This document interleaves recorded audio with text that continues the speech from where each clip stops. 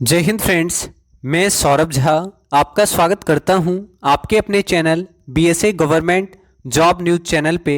आज हम लोग सभी प्रकार के कम्पिटिटिव एग्जाम्स को ध्यान में रखते हुए करंट अफेयर्स के मोस्ट इम्पॉर्टेंट सवालों को देखेंगे। साथ ही साथ इन सवालों से जुड़े संभावित प्रश्नों को डिस्कस करेंगे जो आपके एग्ज़ाम में पूछे जा सकते हैं।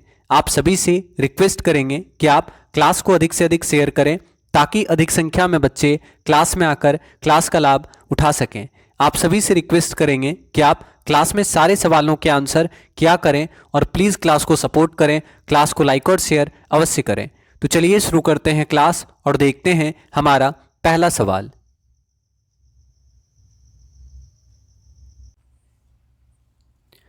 चक्रवाती तूफान गुलाब आंध्र प्रदेश और उड़ीसा के तट से टकराया, यह नाम किस देश ने दिया? आंसर करेंगे चक्रवाती तूफान गुलाब आंध्र प्रदेश और उड़ीसा राज्य के तट से टकराया, यह नाम किस देश के द्वारा दिया गया है? तो यहां से जो सबसे इंपॉर्टेंट चीज है आपको याद रखना है कि चक्रवाती तूफान गुलाब, गुलाब क्या है? चक्रवाती तूफान है। कहां आया? आंध्र प्रदेश और उड़ीसा के तट से टकराया और इसका नामकरण पाकिस्तान के द्वारा किया गया। याद रखिएगा, गुलाब चक्रवाती तूफान का नाम है। गुलाब चक्रवाती तूफान आंध्र प्रदेश और उड़ीसा के तट से टकराया, यह नाम पाकिस्तान के द्वारा दिया गया है। याद रखेंगे, ठीक है। तो सही आंसर ऑप्शन नंबर ए, पाकिस्तान के द्वारा चक्रवाती तूफान गुलाब नाम दिया गया है। याद रखेंगे।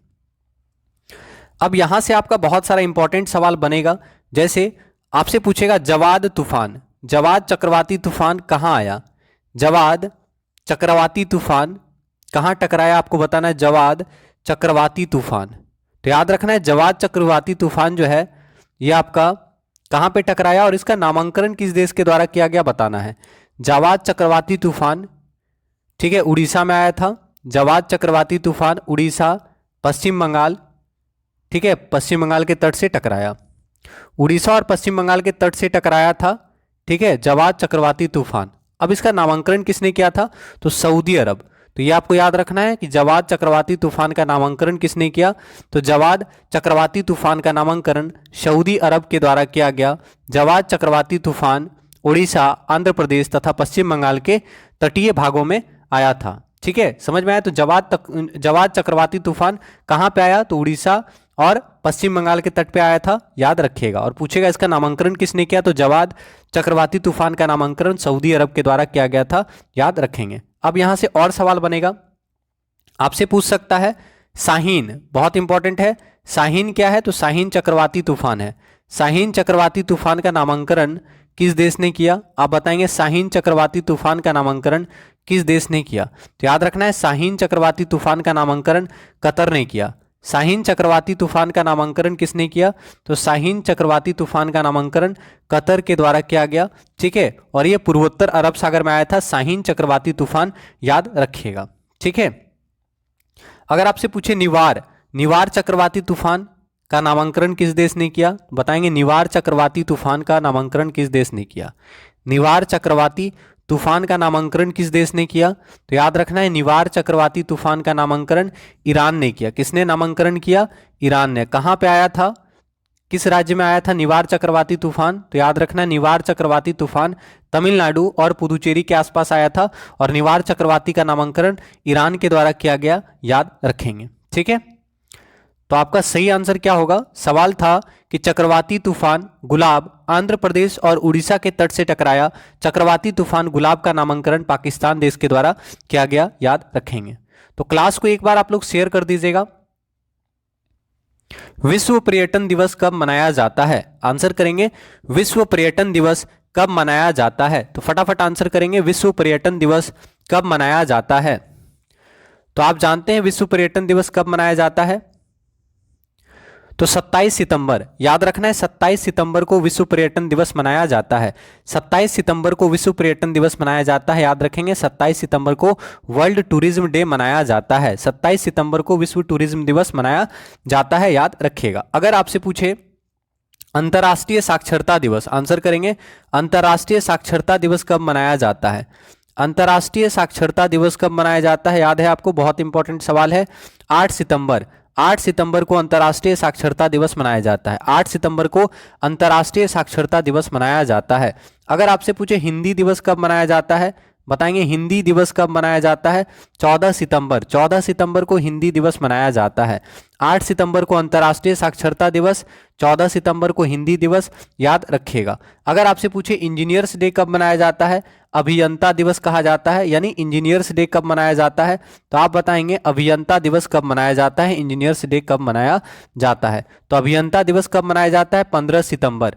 15 सितंबर को अभियंता दिवस मनाया जाता है, इंजीनियर्स डे मनाया जाता है 15 सितंबर को, याद रखेंगे। ओजोन परत संरक्षण दिवस कब मनाया जाता है? 16 सितंबर को ओजोन परत संरक्षण दिवस मनाया जाता है, याद रखेंगे। ठीक है, तो आपका सही आंसर होगा विश्व पर्यटन दिवस, वर्ल्ड टूरिज्म डे कब मनाया जाता है? तो 27 सितंबर को वर्ल्ड टूरिज्म डे मनाया जाता है। 27 सितंबर को विश्व पर्यटन दिवस मनाया जाता है, याद रखेंगे। किस देश की संसद ने महिला प्रभुत्व वाले कैबिनेट को मंजूरी सितंबर 2021 में दी? आंसर करेंगे किस देश की संसद ने महिला प्रभुत्व वाले कैबिनेट को मंजूरी सितंबर 2021 में दी? Option number A Bangladesh, option number B France, option number C Finland, option number D Albania. तो आंसर क्या होगा? तो याद रखना है अल्बानिया। अल्बानिया देश की संसद ने महिला प्रभुत्व वाले कैबिनेट को मंजूरी दी है, तो अल्बानिया आपका सही आंसर होगा। अल्बानिया देश की संसद ने महिला प्रभुत्व वाले कैबिनेट को मंजूरी सितंबर 2021 में दी है, याद रखेंगे। क्लास को प्लीज एक बार आप लोग शेयर कर दें। अगला सवाल, भारत का कौन सा शहर पुरुष हॉकी जूनियर विश्व कप 2021 की मेजबानी करेगा? मोस्ट इंपॉर्टेंट सवाल है, ठीक है, ये हो चुका है। आपको बताना है कौन सा शहर पुरुष हॉकी जूनियर विश्व कप 2021 की मेजबानी किया। ठीक है, तो जूनियर पुरुष हॉकी विश्व कप 2021 का मेजबानी भुवनेश्वर उड़ीसा में हुआ था, तो आपका सही आंसर क्या होगा? Option number D. तो याद रखना है पुरुष हॉकी जूनियर विश्व कप 2021 का मेजबानी भुवनेश्वर में किया गया, याद रखेंगे। अगर आपसे पूछे जीता कौन, बताइए जीता कौन? पुरुष हॉकी जूनियर विश्व कप, पुरुष हॉकी जूनियर विश्व कप 2021 जीता कौन आपको बताना है।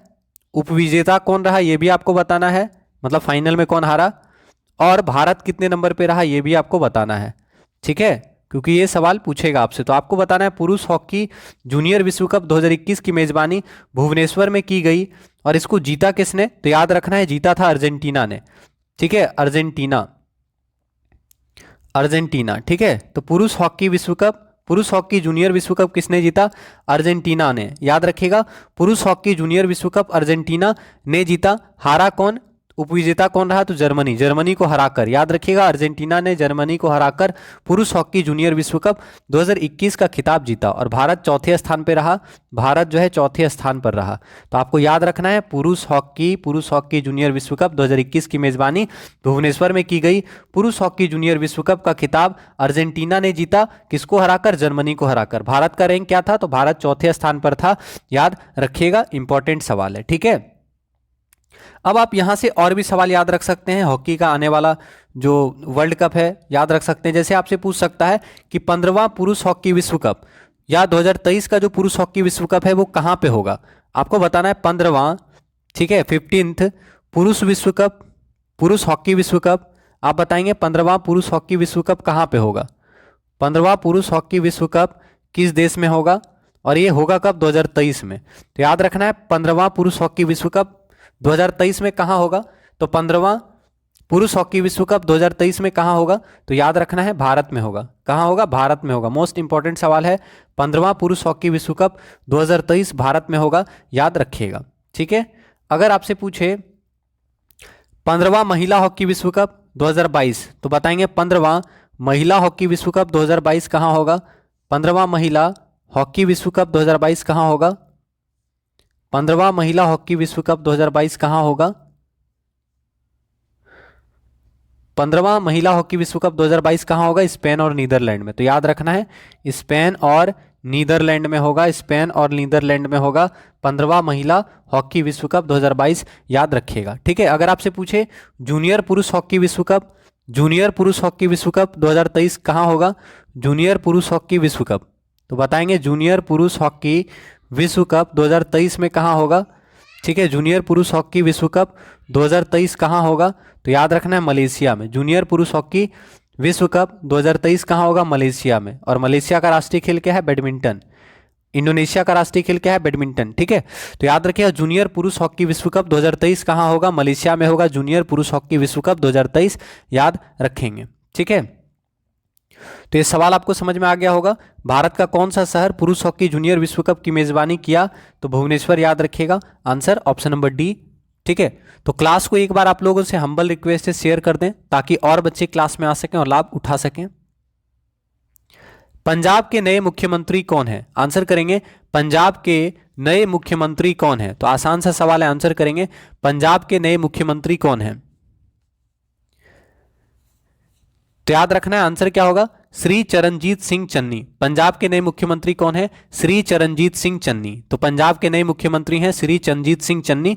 याद रखेंगे पंजाब के नए मुख्यमंत्री हैं चरणजीत सिंह चन्नी। तो आंसर ऑप्शन नंबर सी याद रखिएगा, पंजाब के नए मुख्यमंत्री चरणजीत सिंह चन्नी। ठीक है, अब यहां पे आप कुछ और मुख्यमंत्री लिख सकते हैं जो एग्जाम में पूछ सकता है।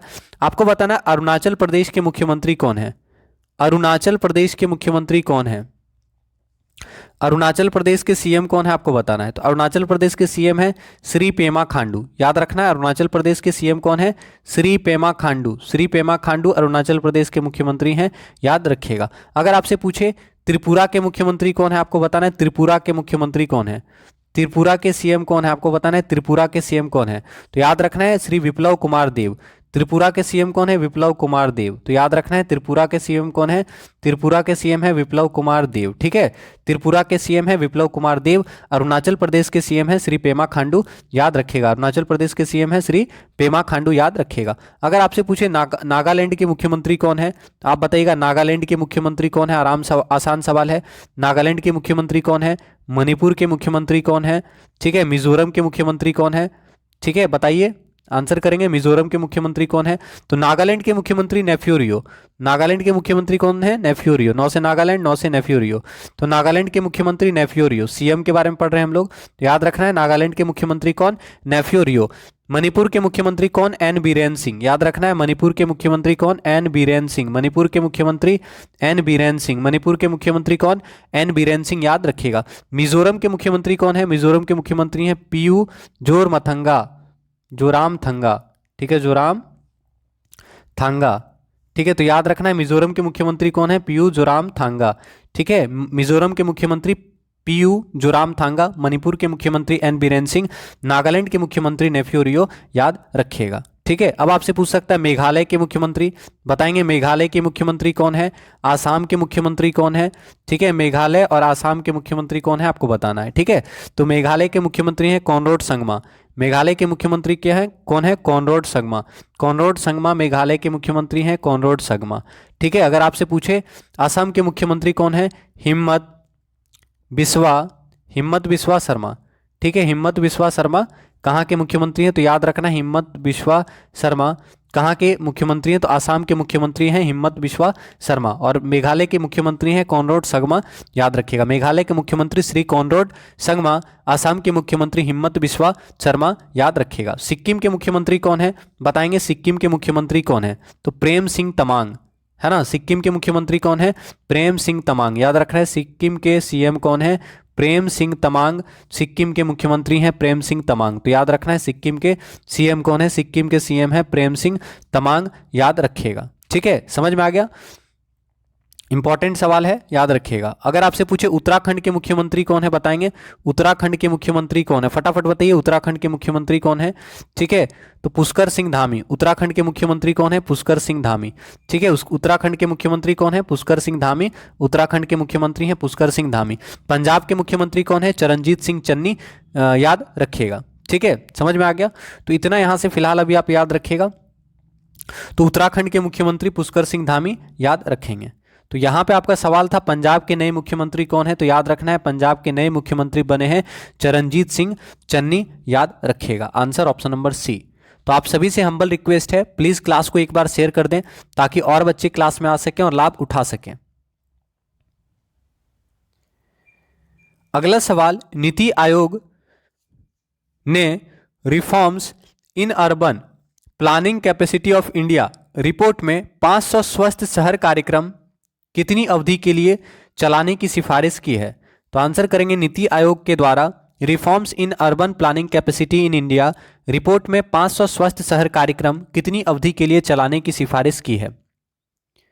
तो अगर आंसर पता है तो आंसर करने का कष्ट कीजिएगा। तो सही आंसर क्या होगा? ऑप्शन नंबर बी 5 साल। तो याद रखिएगा नीति आयोग ने reforms in urban planning capacity in India के तहत 500 स्वस्थ शहर कार्यक्रम को 5 सालों तक चलाने का सिफारिश किया है। ठीक है, तो नीति आयोग ने reforms in urban planning capacity in India report में 500 स्वस्थ शहर कार्यक्रम 5 साल के लिए चलाने का सिफारिश किया है। तो ऑप्शन नंबर बी आपका सही आंसर होगा। अब नीति आयोग के बारे में आपको पता होगा, पूछता है नीति आयोग का स्थापना कब हुआ? तो आपको पता होगा नीति आयोग का गठन कब किया गया था। नीति आयोग का गठन 1 जनवरी 2015 को योजना आयोग के स्थान पर किया गया। ठीक है, तो नीति आयोग का गठन 1 जनवरी 2015 को किया गया योजना आयोग के स्थान पर। ठीक है, यह भी लिख सकते हैं, गठन 1 जनवरी 2015 को योजना आयोग के स्थान पर।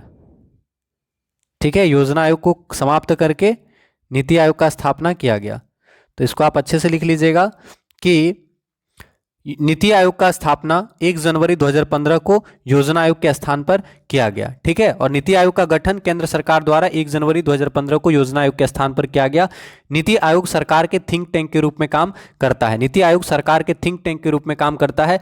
नीति आयोग केंद्र और राज्य सरकारों को नीति निर्माण में महत्वपूर्ण सलाह देता है। तो याद रखना है कि नीति आयोग का काम क्या होता है। तो नीति आयोग जो है केंद्र सरकार और राज्य सरकार को नीति निर्माण करने में मदद करता है, याद रखिएगा। और आप जानते हैं कि नीति आयोग के अध्यक्ष कौन होते हैं? प्रधानमंत्री नीति आयोग के अध्यक्ष होते हैं, याद रखेंगे।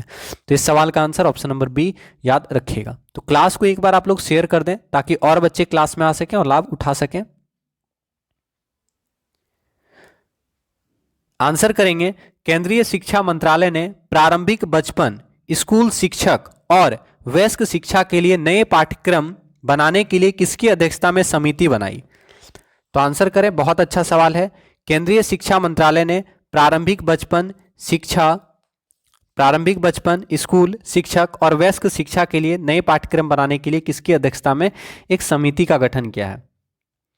तो सही आंसर होगा के कस्तूरी रंगन जी की अध्यक्षता में केंद्रीय शिक्षा मंत्रालय ने एक समिति की स्थापना की है जिसमें प्रारंभिक बचपन, स्कूल शिक्षक और वयस्क शिक्षा के लिए नए पाठ्यक्रम बनाने का घोषणा किया जाएगा। ठीक है, तो केंद्रीय शिक्षा मंत्रालय ने प्रारंभिक बचपन, स्कूल शिक्षक और वयस्क शिक्षा के लिए एक नए पाठ्यक्रम बनाने के लिए के कस्तूरी रंगन जी की अध्यक्षता में एक समिति गठित की है, याद रखेंगे। ठीक है,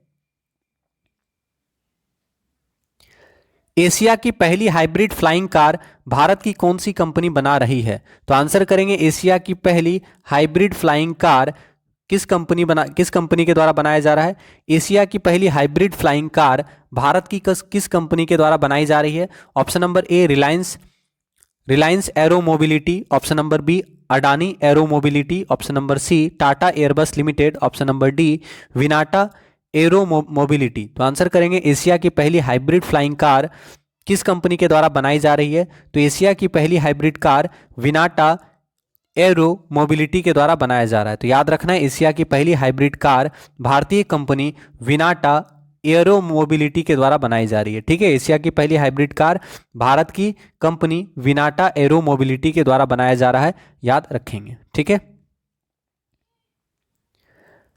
सड़क दुर्घटनाओं में 1.20 लाख लोगों की मौत वर्ष 2020 में हो गई, यह रिपोर्ट किस सरकारी संगठन ने जारी किया?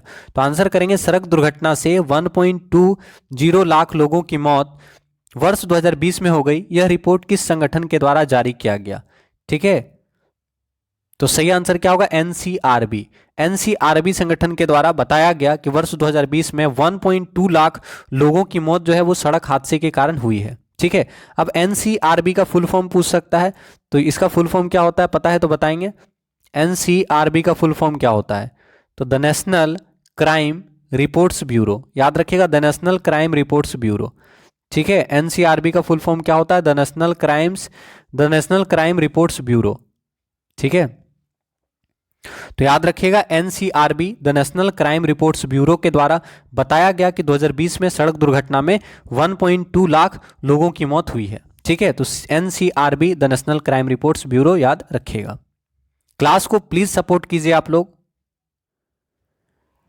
उपन्यास 400 डेज के लेखक कौन है? आंसर करेंगे उपन्यास 400 डेज पुस्तक के लेखक कौन है? तो फटाफट आंसर करें, उपन्यास 400 दिन के लेखक कौन है? उपन्यास 400 दिन के लेखक कौन है? उपन्यास 400 दिन के लेखक कौन है? तो आपका सही आंसर क्या होगा? चेतन भगत। चेतन भगत के द्वारा लिखित उपन्यास है 400 डेज। तो याद रखेंगे 400 डेज उपन्यास के लेखक कौन है? चेतन भगत। चेतन भगत के द्वारा लिखित उपन्यास है 400 डेज, याद रखिएगा। तो उपन्यास 400 डेज के लेखक कौन है? चेतन भगत, याद रखना है। ठीक है, उपन्यास 400 डेज के लेखक कौन है? चेतन भगत, याद रखिएगा। अगर आपसे सवाल पूछे, ध्यान दीजिएगा, अगर आपसे पूछे writing for my life, writing for my life पुस्तक के लेखक कौन है? तो बताएंगे राइटिंग फॉर माई लाइफ पुस्तक के लेखक कौन है? राइटिंग फॉर माई लाइफ पुस्तक के लेखक कौन है? तो बहुत फेमस लेखक हैं, आप जानते होंगे, रस्किन बॉन्ड। तो याद रखना है राइटिंग फॉर माई लाइफ पुस्तक के लेखक कौन है? Ruskin bond. ठीक है, रस्किन बॉन्ड के द्वारा लिखित पुस्तक है राइटिंग फॉर माई लाइफ। तो याद रखना है राइटिंग फॉर माई लाइफ पुस्तक के लेखक कौन है? Ruskin bond. रस्किन बॉन्ड के द्वारा लिखित पुस्तक है राइटिंग फॉर माई लाइफ। इसके अलावा आपको पूछ सकता है एक, ठीक है, याद रखिएगा, the sage with to horns. The sage with to horns पुस्तक के लेखक कौन है? बताएंगे the sage with to horns पुस्तक के लेखक कौन है? याद है आपको the sage with to horns पुस्तक के लेखक कौन है? तो याद रखना है the sage with to horns पुस्तक के लेखक हैं सुधा मूर्ति। सुधा मूर्ति के द्वारा लिखित पुस्तक है the sage with to horns. तो याद रखना है the sage with to horns पुस्तक के लेखक हैं सुधा मूर्ति, याद रखिएगा। ठीक है, इंपॉर्टेंट है, याद रख लीजिएगा। इसके बाद आपको बताना है, एक सवाल बताइएगा, how the earth got its beauty. How the earth gots it beauty. How the earth got its beauty पुस्तक के लेखक कौन है? तो याद रखना है सेम लेखिका है अभी जो हम लोग पढ़े थे, सुधा मूर्ति। ठीक है, तो how the earth got its beauty पुस्तक के लेखक कौन है? सुधा मूर्ति। तो ये सवाल आप इनको याद रखिएगा, पूछेगा एग्जाम में, सुधा मूर्ति। ठीक है, सुधा मूर्ति के द्वारा लिखित पुस्तक है how the earth got its beauty, याद रखिएगा। इसके अलावा इन्होंने और कौन सी पुस्तक लिखी? तो अभी हम लोग पढ़े थे, कौन सा?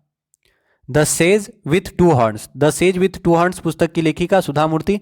इसके अलावा याद रखना है how the earth got its beauty, Sudha Murthy. ठीक है, अगर आपसे पूछे एन ऑर्डिनरी लाइफ पुस्तक के लेखक कौन है? एन ऑर्डिनरी लाइफ, बहुत इंपॉर्टेंट सवाल है। An ordinary life portrait of an Indian generation पुस्तक के लेखक कौन है? अशोक लवासा। ठीक है, तो आप सिंपल सा याद रखिएगा एन ऑर्डिनरी लाइफ। पूरा नाम याद रखने में बहुत दिक्कत होगा। पूरा नाम वैसे क्या है? तो पूरा नाम है an ordinary life portrait of an Indian generation. तो याद रखना है एन ऑर्डिनरी लाइफ पुस्तक के लेखक कौन है? अशोक लवासा। अशोक लवासा के द्वारा लिखित पुस्तक है एन ऑर्डिनरी लाइफ। ठीक है, एन ऑर्डिनरी लाइफ पुस्तक के लेखक कौन है? अशोक लवासा। अगर आपसे पूछे द इंडिया स्टोरी पुस्तक के लेखक कौन है? विमल जालान। तो याद रखना है द इंडिया स्टोरी पुस्तक के लेखक कौन है? विमल जालान। विमल जालान के द्वारा लिखित पुस्तक है विमल जालान। विमल जालान के द्वारा लिखित पुस्तक है इंडिया स्टोरी। ठीक है, इंडिया स्टोरी पुस्तक के लेखक कौन है? विमल जालान, याद रखिएगा। ठीक है, तो ये कुछ इंपॉर्टेंट सवाल है, इसको आप याद रखिएगा, पूछ सकता है आपके एग्जाम में। ठीक है, समझ में आ गया? तो इतना याद रखिएगा। ठीक है, तो उपन्यास 400 डेज के लेखक कौन है? तो याद रखना है उपन्यास 400 डेज के लेखक हैं Chetan Bhagat. Option number B आपका सही आंसर हो जाएगा। ठीक है,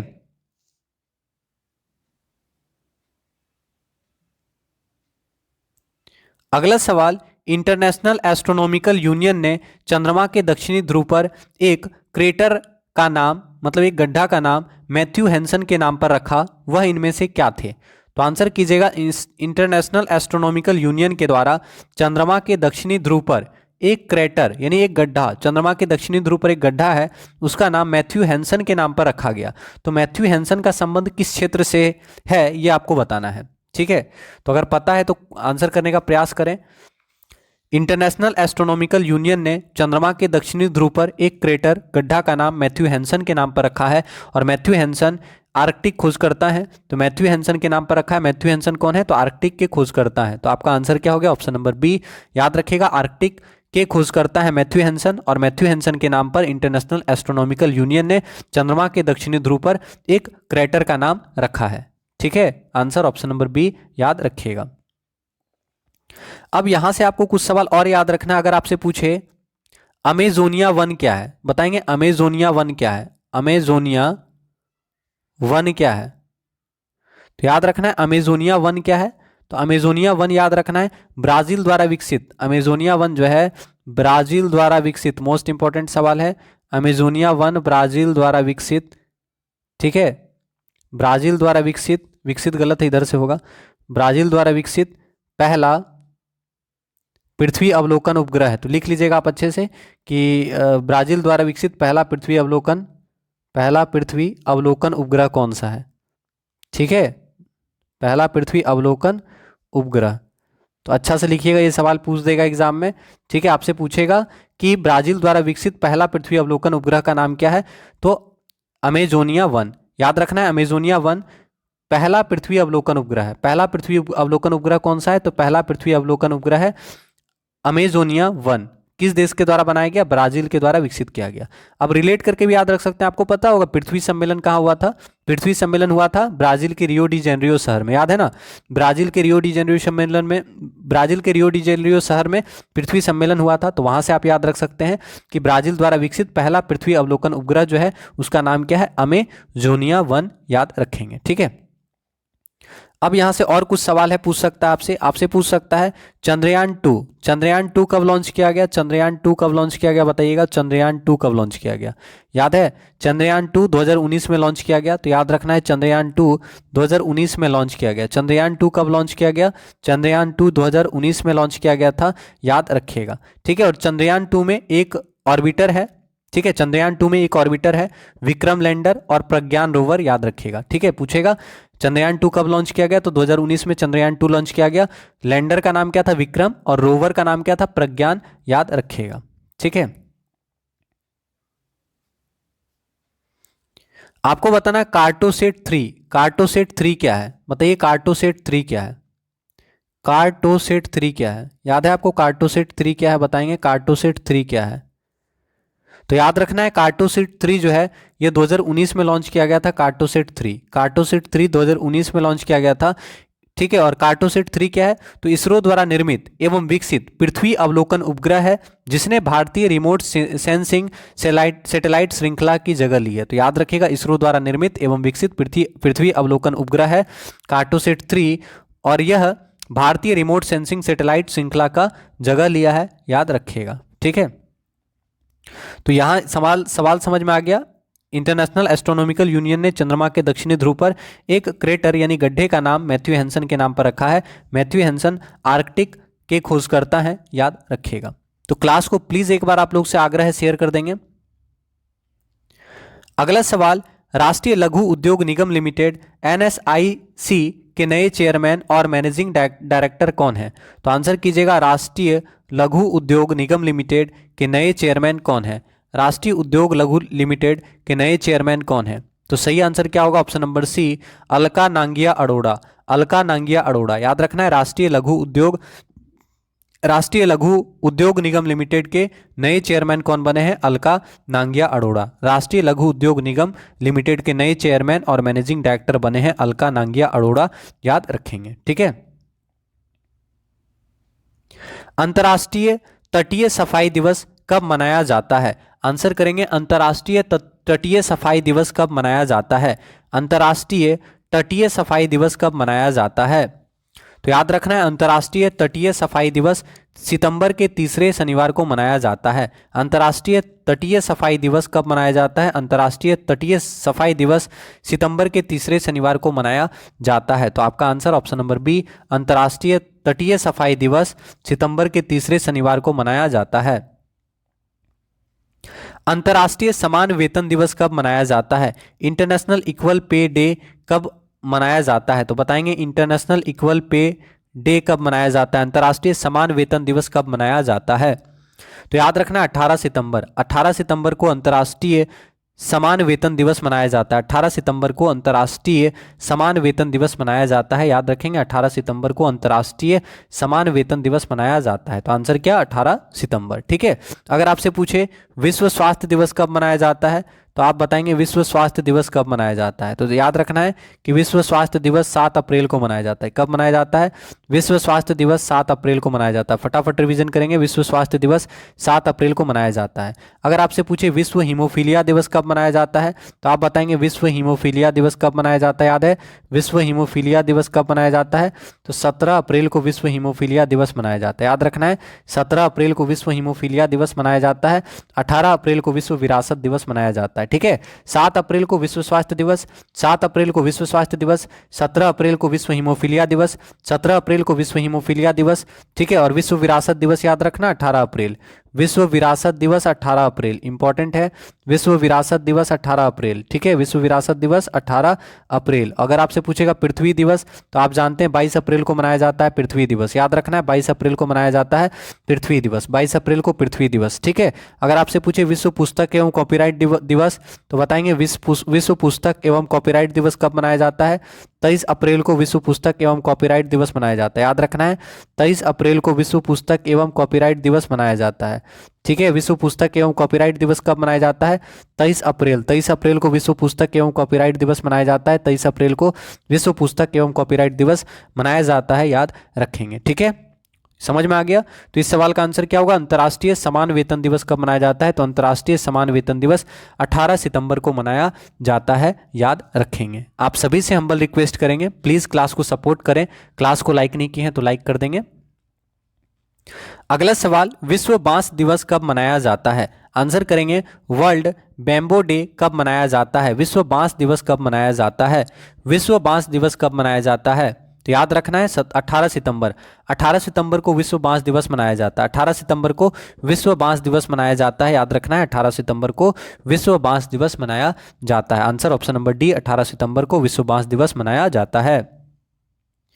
जापान के नए प्रधानमंत्री कौन चुने गए? आंसर करेंगे जापान के नए प्रधानमंत्री कौन बने हैं? तो आंसर करेंगे जापान के नए प्रधानमंत्री कौन चुने गए हैं? तो काफी आसान सवाल है, फटाफट आंसर करेंगे। जापान के नए प्रधानमंत्री कौन चुने गए हैं? तो आप जानते हैं जापान के प्रधानमंत्री कौन चुने गए हैं। तो आंसर क्या हो जाएगा? फूमियो किसीदा। फूमियो किसीदा। तो जापान के नए प्रधानमंत्री कौन है? तो याद रखना है जापान के प्रधानमंत्री बने हैं फूमियो किसीदा। फूमियो किसीदा जापान के नए प्रधानमंत्री हैं, याद रखिएगा। और जापान की राजधानी टोक्यो है। जापान को भूकंपों का देश कहा जाता है। जापान को भूकंपों का देश कहा जाता है, याद रखना है। ठीक है। और जापान के नए प्रधानमंत्री कौन है? फूमियो किसीदा जापान के नए प्रधानमंत्री हैं, याद रखिएगा। ठीक है। तो आंसर जापान के नए प्रधानमंत्री फूमियो किसीदा, याद रखिएगा। अब यहां कुछ और देशों के प्रमुख प्रधानमंत्री आप याद रख सकते हैं जो पूछ सकता है। ठीक है। जैसे आपसे पूछ सकता है ईरान के, आपको बताना है ईरान के राष्ट्रपति कौन है? याद है ईरान के राष्ट्रपति कौन है? बताइए, याद है तो ईरान के राष्ट्रपति कौन बने हैं? ईरान के राष्ट्रपति कौन है? इब्राहिम। ईरान के राष्ट्रपति हैं इब्राहिम रईसी। इब्राहिम रईसी, याद रखना है ईरान के राष्ट्रपति हैं इब्राहिम रईसी। ईरान के राष्ट्रपति हैं इब्राहिम रईसी। रईसी हैं तो रईसी याद रख लीजिएगा, याद हो जाएगा। ईरान के राष्ट्रपति कौन है? इब्राहिम रईसी। ठीक है। ईरान के राष्ट्रपति हैं इब्राहिम रईसी, याद रखिएगा। अब आपसे पूछ सकता है अफगानिस्तान। अफगानिस्तान के प्रधानमंत्री कौन है? आप बताइए अफगानिस्तान के प्रधानमंत्री कौन बने हैं? ठीक है, बता दीजिए अफगानिस्तान के पीएम कौन बने हैं? तो याद रखना है मोहम्मद हसन। ये सवाल पूछ देगा, मोहम्मद हसन अखुंद। मोहम्मद हसन अखुंद। ठीक है। तो याद रखना है अफगानिस्तान का पीएम किसे बनाया गया है? तो अफगानिस्तान का पीएम बनाया गया है मोहम्मद हसन अखुंद को। मुल्ला मोहम्मद हसन अखुंद अफगानिस्तान के पीएम बनाए गए हैं, याद रखिएगा। ठीक है। आपसे पूछे अगर इथोपिया के प्रधानमंत्री कौन है? बताएंगे इथोपिया के प्रधानमंत्री कौन है? ये बहुत फेमस हैं। इथोपिया के पीएम कौन है? बताएंगे, क्योंकि इनको नोबेल पुरस्कार भी मिला है, याद होगा आपको। तो इथोपिया के पीएम कौन है? तो याद रखना है इथोपिया के पीएम है अबी अहमद अली। अबी अहमद अली। ठीक है, अबी अहमद अली। इथोपिया के पीएम कौन है? अबी अहमद अली। और इनको शांति का नोबेल मिला, ठीक है, कब? 2019 में।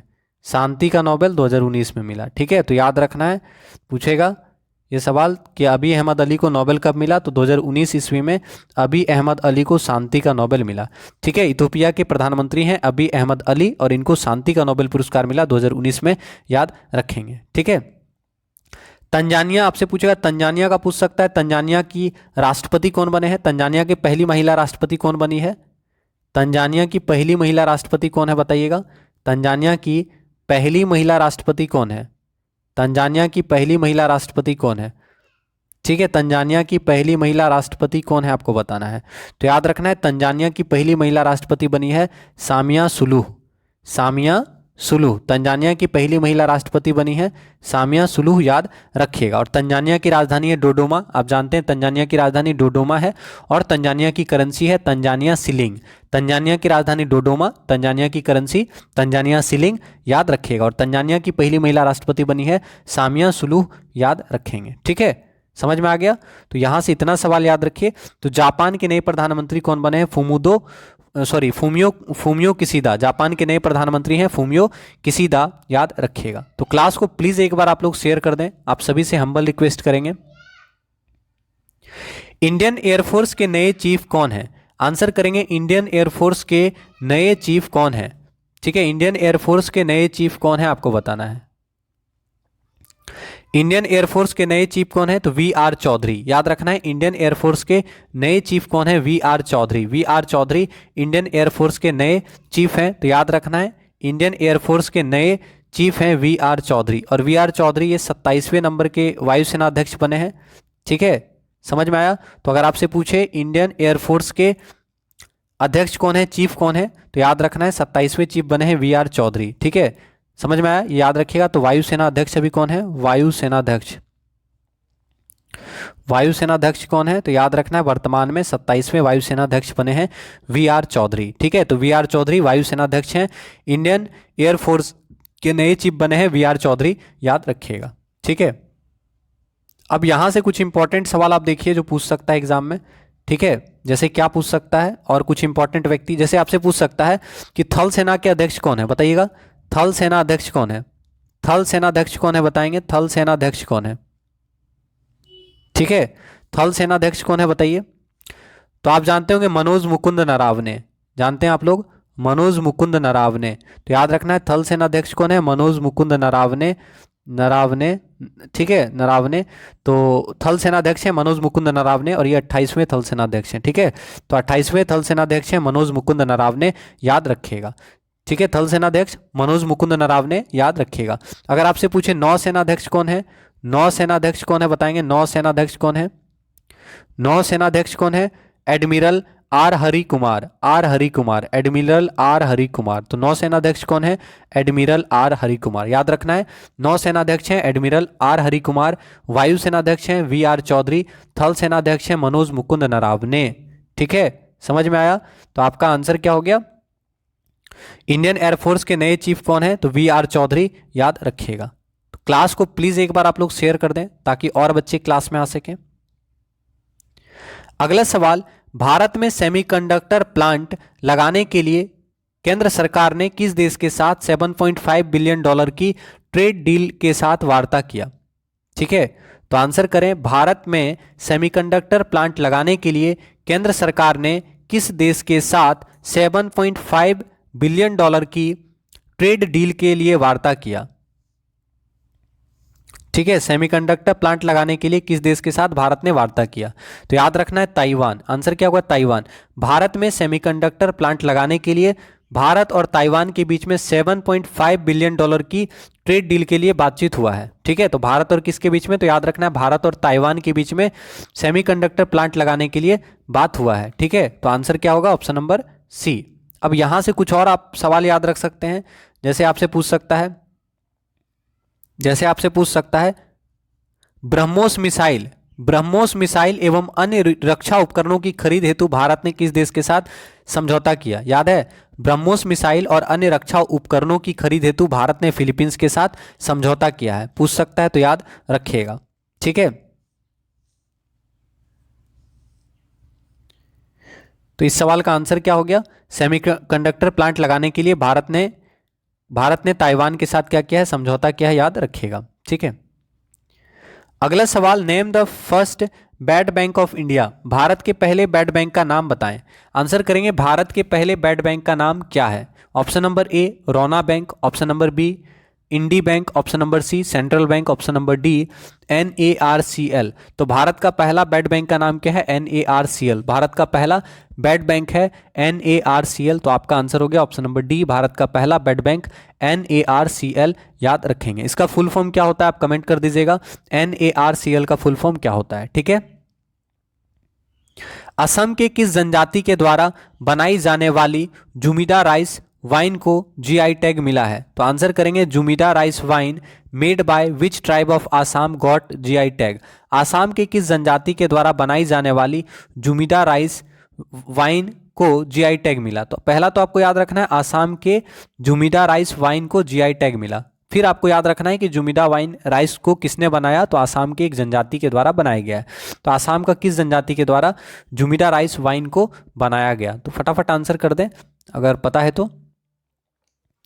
ठीक है, अच्छा सवाल है, पूछता है एग्जाम में, तो आंसर करेंगे। तो यहां पे आपका सही आंसर क्या होने वाला? ऑप्शन नंबर ए। ठीक है, ढीमसा, याद रखना है ढीमसा। ठीक है, आसाम के ढीमसा जनजाति के द्वारा जुमीदा राइस वाइन को जुमीदा राइस वाइन बनाया गया है और इसे GI टैग दिया गया है। ठीक है, तो आपका आंसर क्या हो गया?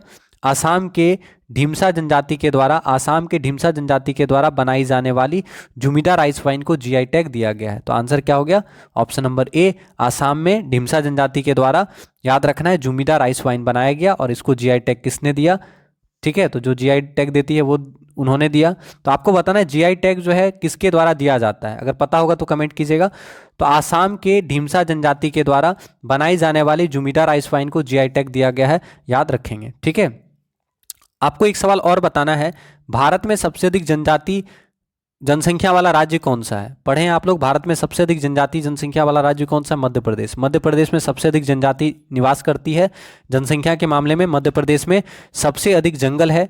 क्षेत्रफल के अनुसार सबसे अधिक जंगल मध्य प्रदेश। सबसे अधिक जनजाति कहाँ निवास करती है? मध्य प्रदेश में। सबसे अधिक नदियों वाला राज्य कौन सा है? मध्य प्रदेश। मध्य प्रदेश को नदियों का मायका कहा जाता है, मध्य प्रदेश को टाइगर स्टेट कहा जाता है। ठीक है, सबसे अधिक नेशनल पार्क कहाँ है? तो मध्य प्रदेश में सबसे अधिक नेशनल पार्क है, याद रखिएगा। ठीक है, तो इस सवाल का आंसर हो गया आपका ढीमसा, याद रखिएगा। किस राज्य की सोजत मेहंदी को GI टैग मिला है? ठीक है, तो आपको बताना है किस राज्य की सोजत मेहंदी को GI टैग मिला है। ठीक है, तो बता दीजिए किस राज्य की सोजत मेहंदी को GI टैग मिला है। ठीक है, तो यहां पे आपका सही आंसर क्या होगा? Option number D, Rajasthan. Rajasthan की सोजत मेहंदी को GI टैग मिला है। तो याद रखना है, राजस्थान की सोजत मेहंदी को GI टैग मिला है। राजस्थान की सोजत मेहंदी को GI टैग मिला है, तो ऑप्शन नंबर डी, राजस्थान की सोजत मेहंदी को GI टैग मिला है, याद रखेंगे। किस राज्य के नगा खीरा को GI टैग मिला है? तो आंसर करेंगे किस राज्य के नगा खीरा को GI टैग मिला है? तो आंसर करेंगे किस राज्य के नगा खीरा को GI टैग मिला है? किस राज्य के नगा खीरा को GI टैग मिला है, आपको बताना है। किस राज्य के नगा खीरा को GI टैग मिला है?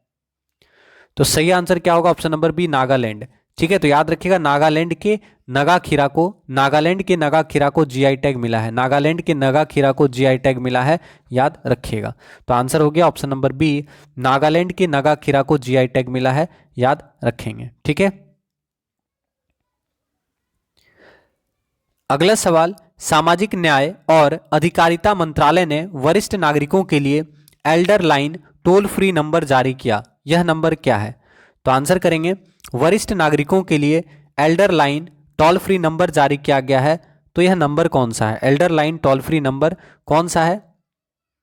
ठीक है, तो सही आंसर क्या होगा? Option number B, 14567। ठीक है, तो याद रखिएगा, सामाजिक न्याय और अधिकारिता मंत्रालय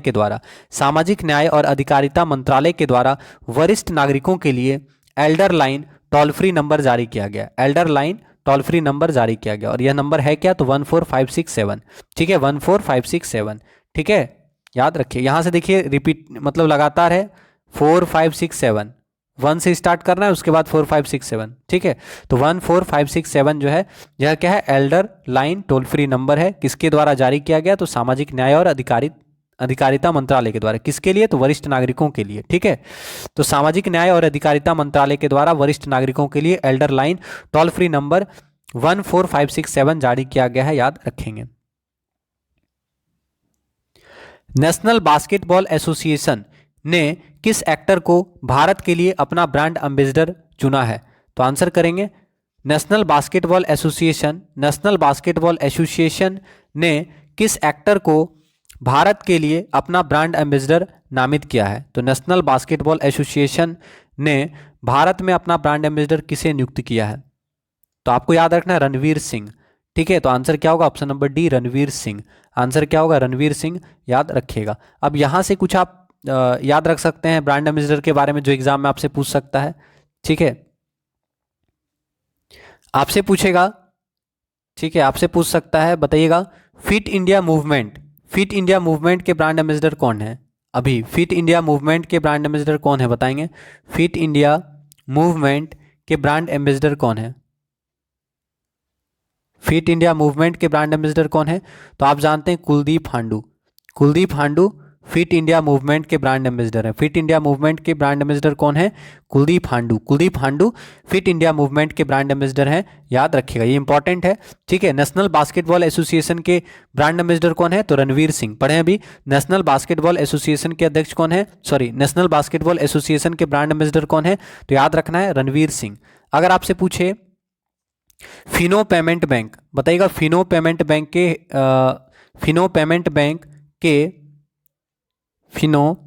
के एम्बेसडर कौन है। फिनो पेमेंट बैंक के एम्बेसडर कौन है, पंकज त्रिपाठी। आप लोग जानते होंगे इनको, तो पंकज त्रिपाठी, याद रखना है। फिनो पेमेंट बैंक के एम्बेसडर कौन है, पंकज त्रिपाठी, ठीक है। फिनो पेमेंट बैंक है, तो फिनो पेमेंट बैंक के पंकज त्रिपाठी कौन है, तो एम्बेसडर हैं, ठीक है। तो फिनो पेमेंट बैंक के एम्बेसडर हैं पंकज त्रिपाठी, याद रखिएगा। अगर आपसे पूछे नीरज चोपड़ा, ठीक है, तो नीरज चोपड़ा किसके एम्बेसडर हैं, तो याद रखना है टाटा AIA लाइफ के बैंकिंग धोखाधड़ी जागरूकता अभियान के एम्बेसडर हैं नीरज चोपड़ा, ठीक है, इंपॉर्टेंट है, याद रखिएगा। टाटा AIA लाइफ के बैंकिंग धोखाधड़ी जागरूकता अभियान के ब्रांड एम्बेसडर हैं नीरज चोपड़ा, ठीक है। अगर आपसे पूछे, ठीक है, एमवे इंडिया के ब्रांड एम्बेसडर कौन है, ये भी इंपॉर्टेंट है। एमवे इंडिया के एम्बेसडर कौन है, मीराबाई चानू, याद रखना है। एमवे इंडिया के ब्रांड एम्बेसडर कौन है, मीराबाई चानू किस खेल से जुड़ी हुई है, कमेंट कर दीजिएगा, ठीक है। एमवे इंडिया मीराबाई चानू, याद रखिएगा। एमवे इंडिया के ब्रांड एम्बेसडर कौन है, मीराबाई चानू, ठीक है, बहुत फेमस है मीराबाई चानू। अगला सवाल आपसे पूछ सकता है होमलेन के पहले ब्रांड एम्बेसडर कौन बने हैं, बताएंगे। होमलेन के पहले ब्रांड एम्बेसडर कौन है, हिंट से आपका ड्रीम 11 के ब्रांड एम्बेसडर कौन है, वही होमलेन के पहले ब्रांड एम्बेसडर हैं, तो आप सभी जानते हैं महेंद्र सिंह धोनी। तो याद रखना होमलेन के पहले ब्रांड एम्बेसडर कौन है, तो याद रखना होमलेन के पहले ब्रांड एम्बेसडर हैं, ठीक है, महेंद्र सिंह धोनी, ठीक है। तो होमलेन के पहले ब्रांड एम्बेसडर कौन है, महेंद्र सिंह धोनी, याद रखिएगा। होमलेन के पहले ब्रांड एम्बेसडर कौन है, महेंद्र सिंह धोनी, ठीक है। अगर आपसे पूछे OnePlus स्मार्टफोन के ब्रांड एम्बेसडर कौन है, आपको पता होगा तो बताएं। OnePlus स्मार्टफोन के ब्रांड एम्बेसडर कौन है,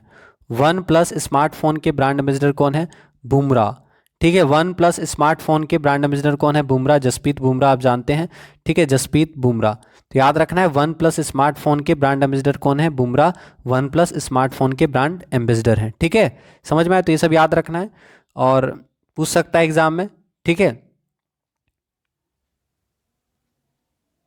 टेक्नो स्मार्टफोन के ब्रांड एम्बेसडर कौन है, आयुष्मान खुराना, याद रखिएगा। आयुष्मान खुराना टेक्नो स्मार्टफोन के ब्रांड एम्बेसडर है। टेक्नो स्मार्टफोन के ब्रांड एम्बेसडर कौन है, टेक्नो स्मार्टफोन के ब्रांड एम्बेसडर है आयुष्मान खुराना, याद रखिएगा। तो यहाँ पे आपका आंसर क्या होगा, नेशनल बास्केटबॉल एसोसिएशन का ब्रांड एम्बेसडर कौन है, तो याद रखना है Ranveer Singh, answer option number D, ठीक है। तो क्लास को प्लीज एक बार आप लोग शेयर कर दें ताकि और बच्चे क्लास में आ सकें और लाभ उठा सकें। विश्व समुद्री दिवस कब मनाया जाता है? आंसर करेंगे विश्व समुद्री दिवस कब मनाया जाता है? विश्व समुद्री दिवस कब मनाया जाता है? विश्व समुद्री दिवस कब मनाया जाता है? तो याद रखना है 30 सितंबर। 30 सितंबर को विश्व समुद्री दिवस मनाया जाता है, याद रखिएगा 30 सितंबर को विश्व समुद्री दिवस मनाया जाता है। 30 सितंबर को क्या मनाया जाता है? विश्व समुद्री दिवस, याद रखिएगा विश्व समुद्री दिवस 30 सितंबर को मनाया जाता है। अगर आपसे पूछे थल सेना दिवस कब मनाया जाता है, तो बताएंगे थल सेना दिवस 15 जनवरी को मनाया जाता है। थल सेना दिवस कब मनाया जाता है? थल सेना दिवस 15 जनवरी को मनाया जाता है। थल सेना दिवस 15 जनवरी को मनाया जाता है, याद रखिएगा। अगर आपसे पूछे थल सेना दिवस, समझ में आया, इंपॉर्टेंट है, थल सेना दिवस 15 जनवरी को मनाया जाता है, याद रखिएगा। अगर आपसे पूछे वायु सेना दिवस कब मनाया जाता है, वायु सेना दिवस बताएंगे वायु सेना दिवस कब मनाया जाता है? वायु सेना दिवस अक्टूबर में मनाया जाता है। वायु सेना दिवस कितना अक्टूबर? तो याद रखना है वायुसेना दिवस 8 अक्टूबर को मनाया जाता है। वायुसेना दिवस कब मनाया जाता है? तो याद रखना है वायुसेना दिवस 8 अक्टूबर को मनाया जाता है, ठीक है, वायुसेना दिवस 8 अक्टूबर को मनाया जाता है, याद रखिएगा। नौसेना दिवस पूछे अगर, नौसेना दिवस कब मनाया जाता है? नौसेना दिवस कब मनाया जाता है बताएंगे। नौसेना दिवस ये दिसंबर में मनाया जाता है, नौसेना दिवस। तो नौसेना दिवस कब मनाया जाता है? तो नौसेना दिवस 4 दिसंबर को मनाया जाता है, समझ में आया। नौसेना दिवस 4 दिसंबर को मनाया जाता है। नौसेना दिवस 4 दिसंबर, वायुसेना दिवस 8 अक्टूबर, थल सेना दिवस 15 जनवरी, याद रखिएगा। तीनों इंपॉर्टेंट है, इसलिए आप तीनों को याद रख लीजिएगा, ठीक है। इसके बाद आपसे पूछ सकता है विश्व रक्तदान दिवस, विश्व ब्लड डोनेशन डे कब मनाया जाता है? तो 14 जून को विश्व रक्तदान दिवस मनाया जाता है। 14 जून को विश्व रक्तदान दिवस मनाया जाता है। 21 जून को अंतर्राष्ट्रीय योग दिवस मनाया जाता है, याद रखिएगा 21 जून को अंतर्राष्ट्रीय योग दिवस मनाया जाता है, ठीक है। आपको बताना है विश्व रेड क्रॉस दिवस कब मनाया जाता है? विश्व रेड क्रॉस दिवस कब मनाया जाता है? ये इंपॉर्टेंट है, विश्व रेड क्रॉस दिवस, ठीक है। विश्व रेड क्रॉस दिवस कब मनाया जाता है? और विश्व रेड क्रॉस सोसाइटी की स्थापना हेनरी ड्यूरेंट के द्वारा की गई थी, आपको पता होगा। और विश्व रेड क्रॉस सोसाइटी को 3 बार नोबेल पुरस्कार मिला है शांति का, इसलिए ये इंपॉर्टेंट है। विश्व रेड क्रॉस दिवस 8 मई को मनाया जाता है। विश्व रेड क्रॉस दिवस 8 मई को मनाया जाता है, याद रखेंगे, ठीक है। तो इस सवाल का सही आंसर क्या होगा? वर्ल्ड मैरीटाइम डे, विश्व समुद्री दिवस कब मनाया जाता है? तो वर्ल्ड मैरीटाइम डे, विश्व समुद्री दिवस 30 सितंबर को मनाया जाता है। विश्व समुद्री दिवस 30 सितंबर को मनाया जाता है, याद रखेंगे। तो आप सभी से हम्बल रिक्वेस्ट करेंगे, प्लीज़ आप लोग क्लास को सपोर्ट किया करें। अगला सवाल, उत्तर कोरिया ने ट्रेन से क्रूज मिसाइल लॉन्च करने के बाद अब जमीन से किस हाइपरसोनिक मिसाइल का परीक्षण किया है? उत्तरी कोरिया ने ट्रेन से क्रूज मिसाइल लॉन्च करने के बाद अब जमीन से किस हाइपरसोनिक मिसाइल का परीक्षण किया है, ठीक है। तो आंसर क्या होगा? ऑप्शन नंबर ए, हासोंग 8, ठीक है। तो याद रखिएगा उत्तर कोरिया के द्वारा हाइपरसोनिक मिसाइल हारसोंग 8 का सफल परीक्षण किया गया। तो आपसे पूछेगा हारसोंग 8 क्या है? हारसोंग 8 क्या है? तो याद रखना है हारसोंग 8 एक सुपरसोनिक मिसाइल है। हारसोंग 8 क्या है? सुपरसोनिक मिसाइल है। किस देश के द्वारा परीक्षण किया गया? तो याद रखना उत्तरी कोरिया। उत्तरी कोरिया के द्वारा हारसोंग 8 का सफल परीक्षण किया गया। हारसोंग 8 हाइपरसोनिक मिसाइल है, ठीक है। तो हाइपरसोनिक मिसाइल हारसोंग 8 का सफल परीक्षण उत्तरी कोरिया के द्वारा किया गया, याद रखेंगे, ठीक है। अंतर्राष्ट्रीय अनुवाद दिवस कब मनाया जाता है? तो आंसर करेंगे इंटरनेशनल ट्रांसलेशन डे कब मनाया जाता है? तो बता दीजिए इंटरनेशनल ट्रांसलेशन डे कब मनाया जाता है। अंतर्राष्ट्रीय अनुवाद दिवस कब मनाया जाता है? तो याद रखिएगा अंतर्राष्ट्रीय अनुवाद दिवस 30 सितंबर को मनाया जाता है। 30 सितंबर को अंतर्राष्ट्रीय अनुवाद दिवस इंटरनेशनल ट्रांसलेशन डे मनाया जाता है। इंटरनेशनल ट्रांसलेशन डे 30 सितंबर को मनाया जाता है। 30 सितंबर को अंतर्राष्ट्रीय अनुवाद दिवस मनाया जाता है, ठीक है। केंद्र सरकार ने अरुणाचल प्रदेश में किस नदी की निचली पहुंच में परशुराम कुंड का निर्माण कार्य शुरू किया? तो आंसर करेंगे केंद्र सरकार के द्वारा अरुणाचल प्रदेश के किस नदी की निचली पहुंच में परशुराम कुंड का निर्माण किया जा रहा है। पहला सवाल पूछेगा परशुराम कुंड कहाँ पे है? तो परशुराम कुंड अरुणाचल प्रदेश में है। परशुराम कुंड कहाँ पे है? तो परशुराम कुंड अरुणाचल प्रदेश में है। किस नदी के निचली तली में बनाया जा रहा है? तो याद रखना है ब्रह्मपुत्र की सहायक नदी है लोहित, और लोहित नदी में बनाया जा रहा है, ठीक है। तो याद रखना है केंद्र सरकार ने अरुणाचल प्रदेश में लोहित नदी की निचली पहुंच में परशुराम कुंड के निर्माण का कार्य शुरू किया है। अब लोहित नदी क्या है? ब्रह्मपुत्र की सहायक नदी। तो पूछेगा भी कि ब्रह्मपुत्र की सहायक नदी कौन सी है? तो ब्रह्मपुत्र की सहायक नदी है लोहित, ठीक है। लोहित जो है ब्रह्मपुत्र की सहायक नदी है, ठीक है। तो याद रखना है लोहित नदी ब्रह्मपुत्र की सहायक नदी है। लोहित नदी की निचली तली पर, लोहित नदी की निचली पहुंच में परशुराम कुंड का निर्माण किया जा रहा है और ये कहाँ पे है? अरुणाचल प्रदेश में, याद रखिएगा। ठीक है, तो अरुणाचल प्रदेश में लोहित नदी की निचली पहुंच पर परशुराम कुंड का निर्माण कार्य शुरू किया गया है, याद रखेंगे। आईपीएल में किस एक टीम के खिलाफ, आईपीएल में किसी एक टीम के खिलाफ 1000 रन बनाने वाले पहले खिलाड़ी का नाम बताएं। आईपीएल में किसी एक टीम के खिलाफ 1000 रन बनाने वाले पहले खिलाड़ी का नाम बताएं। ठीक है, तो देखिए कुछ क्वेश्चन ऐसा होता है जिसको आप दिमाग लगा के भी आंसर कर सकते हैं ना। ठीक है, और कुछ क्वेश्चन ऐसा होता है जिसको आपको याद ही करना पड़ता है। तो इस सवाल का आंसर कीजिए, वैसे बहुत आसान सवाल है। पूछ रहा है आईपीएल में किसी एक टीम के खिलाफ 1000 रन बनाने वाले पहले खिलाड़ी का नाम बताना है। ठीक है, तो बता दीजिए। तो यहां पे आपका आंसर क्या होगा? रोहित शर्मा। याद रखना है आईपीएल में किसी एक टीम के खिलाफ 1000 रन बनाने वाले पहले खिलाड़ी कौन बने हैं? रोहित शर्मा। तो आपका आंसर क्या होगा? रोहित शर्मा। और आप यहां पे देखिए ऑप्शन तो एलिमिनेट कर ही सकते हैं। शिखर धवन ओपनिंग उतरते हैं, लेकिन ठीक है ओपनिंग उतरते हैं, केएल राहुल भी ओपनिंग उतरते हैं। ठीक है, लेकिन ये लोग कम मैच खेले हैं, रोहित शर्मा और विराट कोहली ज़्यादा मैच खेले हैं, तो आप इसलिए आंसर में जाएंगे यही दोनों के पास। ठीक है, लेकिन यहाँ पे आप याद रखना रोहित शर्मा आंसर होगा, विराट कोहली आंसर नहीं करेंगे। ठीक है, तो आईपीएल में किसी एक टीम के खिलाफ 1000 रन बनाने वाले पहले खिलाड़ी का नाम क्या है? तो रोहित शर्मा, याद रखिएगा। ठीक है, अब यहां से ये तो समझ में आ गया। अब आपको बताना है, अब यहां से आपका इंपॉर्टेंट सवाल क्या बनेगा? आप जानते हैं आईपीएल का 14वां संस्करण हुआ था अभी। कौन सा संस्करण हुआ था आईपीएल का? आईपीएल का 14वां संस्करण हुआ था। ठीक है, आईपीएल का 14वां संस्करण हुआ था। पूछेगा कि आईपीएल का कौन सा संस्करण हुआ था, तो याद रखना आईपीएल का 14वां संस्करण हुआ था। ठीक है, कहाँ पे हुआ था आईपीएल का 14वां संस्करण? तो बता दीजिए कहाँ हुआ था आईपीएल का 14वां संस्करण? तो संयुक्त अरब अमीरात में हुआ, फिर भारत में हुआ। ठीक है, तो याद रखना आईपीएल का 14वां संस्करण संयुक्त अरब अमीरात। तो आईपीएल का 14वां संस्करण कहाँ पे हुआ? यूएई में हुआ। आईपीएल का 14वां संस्करण होने वाला था भारत में, ठीक है, लेकिन बाद में हो गया यूएई में। तो आईपीएल का 14वां पूछेगा, आईपीएल का 14वां संस्करण कहाँ हुआ? तो यूएई, भारत और यूएई कर लीजिएगा।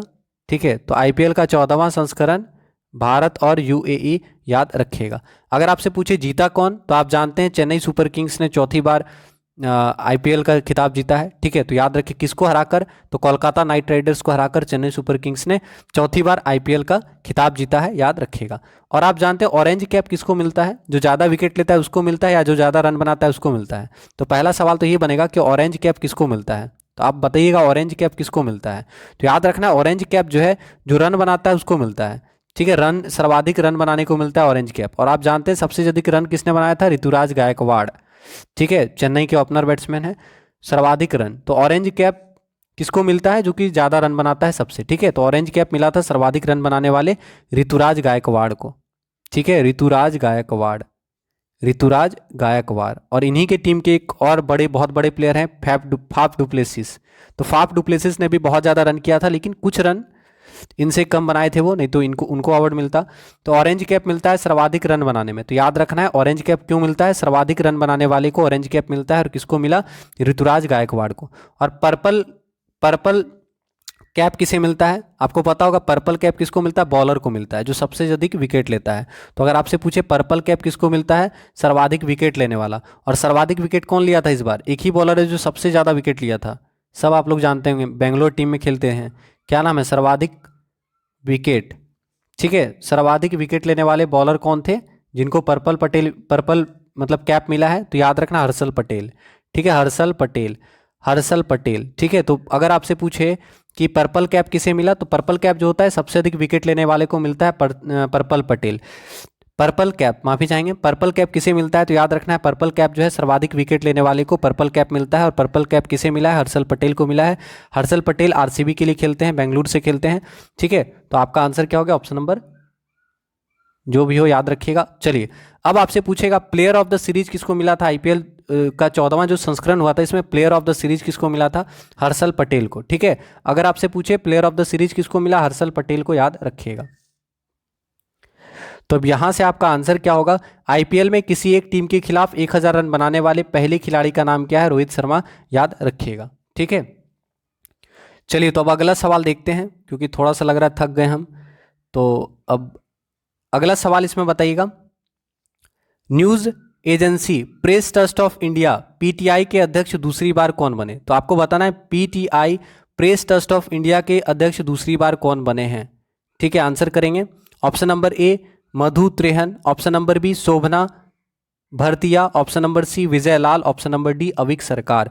तो आंसर करेंगे press trust of India PTI के अध्यक्ष दूसरी बार कौन बने हैं? तो पीटीआई के अध्यक्ष दूसरी बार कौन बने हैं बताना है आपको। तो याद रखना है अविक सरकार। अविक सरकार प्रेस ट्रस्ट ऑफ इंडिया के दूसरी बार अध्यक्ष बने हैं। तो अगर पूछे कि प्रेस ट्रस्ट ऑफ इंडिया के अध्यक्ष दूसरी बार कौन बने हैं तो अविक सरकार याद रखना है। ठीक है, अविक सरकार। ठीक है, आंसर क्या होगा? अविक सरकार। ठीक है, अविक सरकार प्रेस ट्रस्ट ऑफ इंडिया के अध्यक्ष दूसरी बार बने हैं, याद रखेंगे। ठीक है, अब देखिए यहां से कुछ इंपॉर्टेंट सवाल आप लिख लीजिए, थोड़ा सा जो पूछ सकता है आपसे पूछेगा 15वें वित्त आयोग के अध्यक्ष कौन है, आपको बताना है 15वें वित्त आयोग के अध्यक्ष कौन है। ठीक है, 15वें वित्त आयोग के अध्यक्ष कौन है? 15वें वित्त आयोग के अध्यक्ष कौन है आपको पता है? 15वें वित्त आयोग के अध्यक्ष एन के सिंह, बहुत ज्यादा पूछा जाता है ये। 15वें वित्त आयोग के अध्यक्ष कौन है? एन के सिंह। एन के सिंह 15वें वित्त आयोग के अध्यक्ष, याद रखना है एन के सिंह 15वें वित्त आयोग के अध्यक्ष हैं। ठीक है, इंपॉर्टेंट है, 15वें वित्त आयोग के अध्यक्ष एन के सिंह। अगर आपसे पूछे 21वें विधि आयोग के अध्यक्ष कौन है? 21वें विधि आयोग के अध्यक्ष कौन है? 21वें विधि आयोग के अध्यक्ष कौन है? B S Chauhan. विधि आयोग के अध्यक्ष कौन है? B S Chauhan. विधि आयोग के अध्यक्ष कौन है? B S Chauhan. तो याद रखना 21वें विधि आयोग के अध्यक्ष कौन है? B S Chauhan. B S Chauhan 21वें विधि आयोग के अध्यक्ष कौन बने हैं? बी एस चौहान, याद रखिएगा। ठीक है, इसरो के अध्यक्ष कौन है? तो आप जानते हैं के सिवन इसरो के अध्यक्ष हैं। और के सिवन को क्या कहा जाता है? रॉकेट मैन ऑफ इंडिया कहा जाता है। के सिवन को missile man of India Shri APJ Abdul Kalam ji को कहा जाता है। ठीक है, missile man of India APJ Abdul Kalam को कहा जाता है। एपीजे अब्दुल कलाम भारत के 11वें राष्ट्रपति थे, याद रखिएगा। और रॉकेट मैन ऑफ इंडिया के सिवन को कहा जाता है, याद रखेंगे। डीआरडीओ के महानिर्देशक कौन है? तो आप जानते होंगे जी सतीश रेड्डी, याद ही होगा। तो याद रखिएगा डीआरडीओ की स्थापना 1958 ईस्वी में हुई थी। इसरो का स्थापना 1969 में हुआ है। इसरो का स्थापना 1969, डीआरडीओ का स्थापना 1958, याद रहेगा। कभी पूछे डीआरडीओ का स्थापना 1958 में स्थापना हुआ है डीआरडीओ का। ठीक है, और डीआरडीओ के अध्यक्ष कौन है या डीआरडीओ के महानिर्देशक कौन है? तो डीआरडीओ के महानिर्देशक हैं जी सतीश रेड्डी। इसरो का स्थापना कब हुआ? 1969 में। बहुत बार आपको पढ़ा चुके हैं इसरो का स्थापना 1969।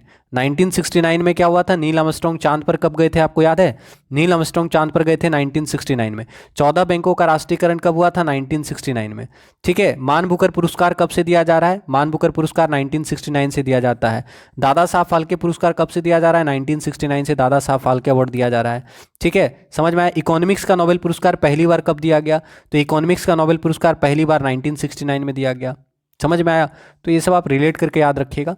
तो इसरो के अध्यक्ष कौन है? के सिवान, याद रखेंगे। ठीक है, अगर आपसे पूछे रॉ के प्रमुख कौन है? रॉ प्रमुख कौन है आपको बताना है। रॉ के प्रमुख कौन है? रॉ के प्रमुख कौन है? तो सामंत कुमार गोयल, याद रखना है। रॉ प्रमुख कौन है? सामंत कुमार गोयल। रॉ प्रमुख कौन है? सामंत कुमार गोयल। रॉ प्रमुख कौन है? सामंत कुमार गोयल, याद रखिएगा। ठीक है, तो इतना ही सवाल है। ठीक है, इतना ही सवाल है। ठीक है, तो क्लास अच्छा लगा हो तो प्लीज़ क्लास को सपोर्ट कीजिएगा। और आप सभी से हम्बल रिक्वेस्ट करेंगे कि आप लोग क्लास में रेगुलर रहें।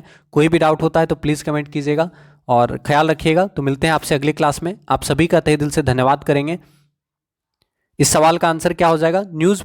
News agency press trust of India PTI के अध्यक्ष दूसरी बार कौन बने हैं? अविक सरकार, याद रखना है। ठीक है, तो चलिए आप सभी का तहे दिल से धन्यवाद करते हैं और आप सभी से विदा लेते हैं। जय हिंद, जय भारत, जय बीएसए, धन्यवाद।